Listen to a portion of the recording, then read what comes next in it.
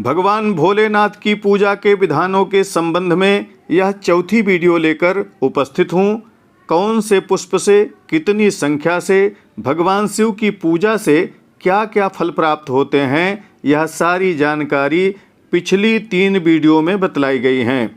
उसी क्रम में यह चतुर्थ वीडियो भी उपलब्ध है। जिन लोगों ने पूर्व की 3 वीडियो नहीं देखी है वह आई बटन में जाकर अथवा हमारे फेसबुक पेज के वॉल पर जाकर उन तीनों वीडियो को देख सकते हैं। आज की वीडियो में हम जानेंगे कि मोक्ष प्राप्ति, शुभ लक्षणा पत्नी की प्राप्ति, अन्न की प्राप्ति, वस्त्र संपदा की प्राप्ति, निर्मल मन की प्राप्ति, कामनाओं की प्राप्ति, सुख संपत्ति की प्राप्ति, शत्रुओं के शमन के लिए, लक्ष्मी प्राप्ति के लिए, पाप के नाश के लिए, स्वर्ग प्राप्ति के लिए किस पुष्प और किस द्रव्य से भगवान शिव की पूजा करनी चाहिए, ये सारी जानकारी इस वीडियो में आप जानेंगे। आइए इस वीडियो का शुभारंभ करते हैं। श्री ब्रह्मा जी नारद जी से कहते हैं, समीपत्रैस्तथा मुक्ति प्राप्यते पुरुषेण च मल्लिका कुसुमैर्दत्तैः स्त्रियं शुभतरां शिवः। समीपत्रों से भगवान शिव की पूजा करने पर मोक्ष की प्राप्ति होती है। बेला के फूल से पूजा करने पर सुंदर लक्षणों से युक्त पत्नी की प्राप्ति होती है। जहाँ पर फूलों का वर्णन किया जा रहा है वहाँ आप 1 लाख क्रम से फूलों को समझें, जैसा कि पिछली वीडियो में हम बता चुके हैं। यूथिका कुसुमैः शस्त्रैर्गृहं नैव विमुच्यते कर्णिकारैस्तथा वस्त्र संपत्तिर्जायते नृणाम। जूही के फूलों से पूजा करने पर घर में कभी भी अन्न की कमी नहीं रहती। कनेर के पुष्प से भगवान शिव की पूजा करने पर वस्त्र संपदा की प्राप्ति होती है। निर्गुंडी कुसुमैर्लोके मनो निर्मलतां व्रजेत बिल्वपत्रैस्तथा लक्ष्यैः सर्वान् कामान् वाप्नुयात्।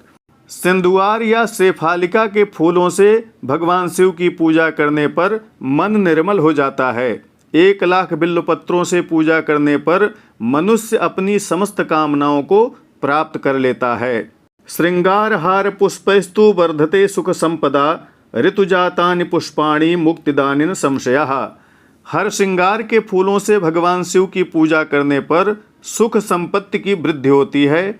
ऋतु में पैदा होने वाले फूल यदि भगवान शिव को समर्पित किए जाएं तो मोक्ष प्रदान करने वाले होते हैं। राजिका कुसुमानीह शत्रूणां मृत्युदानि च येषां लक्ष्यं शिवे दद्याच्च विपुलं फलम। राई के फूलों से अर्थात सरसों के फूलों से भगवान शिव की पूजा करने पर शत्रुओं का शमन होता है। 1 लाख की संख्या में इन फूलों को चढ़ाने पर प्रचुर फल प्राप्त होता है। जितने भी पुष्प बतलाए जा रहे हैं उन सब की 1-1 लाख संख्या ही समझनी चाहिए। विद्यते कुसुमं तन्नो यन्नैव शिववल्लभं चंपकम केतकम हित्वा त्वन्यत् सर्वं समर्पयेत्। चंपा और केवड़े को छोड़कर अन्य कोई ऐसा फूल नहीं है जो भगवान शिव को प्रिय ना हो। इन दोनों पुष्पों को छोड़कर बाकी सभी पुष्पों से भगवान शिव की पूजा करनी चाहिए। अतः परम च धान्यानां पूजने शंकरस्य च प्रमाणं च फलं सर्वं प्रीत्या शृणु च सत्तम। अब आगे भगवान शिव की पूजा में अन्नों, धान्यों के प्रमाण तथा उससे प्राप्त होने वाले फलों के बारे में जानेंगे। तंदुलारोपणे नृणां लक्ष्मी वृद्धि प्रजायते अखंडित विधौ विप्र सम्यक भक्त्या शिवोपरि। महादेव की पूजा अखंडित चावल से करने पर लक्ष्मी की प्राप्ति होती है, इसमें कोई संशय नहीं है। षट्के नैव प्रस्थानां तदर्धेन तथा पुनः पलद्वयं तथा लक्ष्य मानेन समुदाहृतम। 6.5 प्रस्थ और 2 पल भर चावल संख्या में 1 लाख हो जाते हैं। प्रस्थ और पलों के बारे में जानने के लिए इस क्रम की पहली वीडियो आप देख सकते हैं, उससे बातें समझ में आएंगी। पूजां रुद्र प्रधानेनो कृत्वा वस्त्रं सुसुंदरम शिवोपरि नसेत् तत्र तंदुलार्पणमुत्तमम्। रुद्र प्रधान मंत्रों से पूजा करके भगवान शिव के ऊपर सुंदर वस्त्र चढ़ाकर उसी पर चावल समर्पित करना चाहिए। ऊपर श्रीफलम त्वेकम गंध पुष्पादिभिस्तथा रोपयित्वा च धूपादि कृत्वा पूजा फलम भवेत्। तत्पश्चात उसके ऊपर चंदन, पुष्प, अक्षत के साथ एक श्रीफल चढ़ाकर धूप आदि देना चाहिए। ऐसा करने से पूजा का पूर्ण फल प्राप्त हो जाता है। प्राजापत्यद्वयं रौप्य मास संख्या च दक्षिणा देया तदुपदृष्टे ही शक्त्या व दक्षिणा मता। प्रजापति देवता से चिन्हांकित 2 चांदी के रुपए अथवा मास संख्या से उपदेष्टा को दक्षिणा देनी चाहिए अथवा यथाशक्ति दक्षिणा देनी चाहिए। आदित्य संख्या तत्रो ब्राह्मणान भोजेत ततः लक्ष्य पूजा तथा जाता सांगम च मंत्र पूर्वकम शतमष्टोत्तरम तत्र मंत्रे विधिरुदाहृतः। शिव के समीप 12 ब्राह्मणों को भोजन कराएं। इससे मंत्र पूर्वक सांगोपांग लक्ष्य पूजा संपन्न हो जाती है। जहाँ 100 मंत्र के जपने का निर्देश है वहाँ 108 मंत्र जपना चाहिए, ऐसा विधान बतलाया गया है। तिलानांच पलम लक्ष्यम महापातक नाशनम 11 पलैरेव लक्ष्यमानम उदाहृतम पूर्ववत पूजनम तत्र कर्तव्यम हित काम्या। 1 लाख फल तिलों को अर्पण करने पर समस्त पातकों का नाश हो जाता है। 11 पल अर्थात 64 मासा में 1 लाख संख्या में तिल हो जाते हैं। अतः परिमाण के अनुसार तिल द्वारा विधिपूर्वक पूजा करनी चाहिए। भोज्या वै ब्राह्मणास्तस्माद्दत्र कार्या नरेण ही महापातकजम दुखम तत्क्षणान् नश्यति ध्रुवम। पूजा के पश्चात ब्राह्मण भोजन अवश्य कराना चाहिए। इससे महापातकजन्य दुख निश्चित ही दूर हो जाते हैं।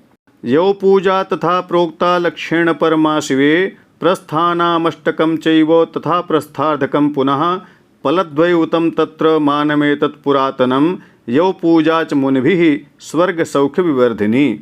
1 लाख जौ से भगवान शिव की पूजा उत्तम कही गई है।